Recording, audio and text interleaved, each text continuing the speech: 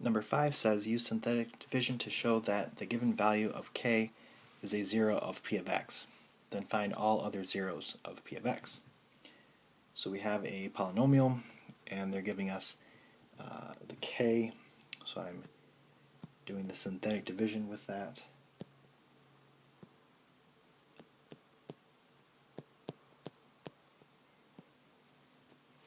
So if I bring down the 1 times 4 is 4, add these up and get 7.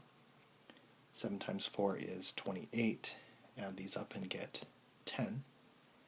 10 times 4 is 40, add these up and I get 0. And kind of like we showed on the last one, this is a good sign, so I'm going to put a smiley face because this means that 4 is a solution. It's a 0.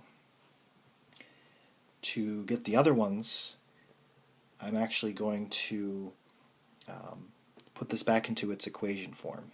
So every time you use synthetic division, it's always 1 power less. So because we started with a x cubed, this is going to be x squared plus 7x plus 10 if I bring this down as a polynomial.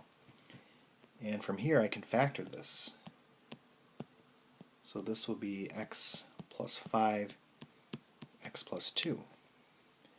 And if I set that equal to 0 and solve, I get x is equal to negative 5 and x is equal to negative 2. So these would be my other two solutions.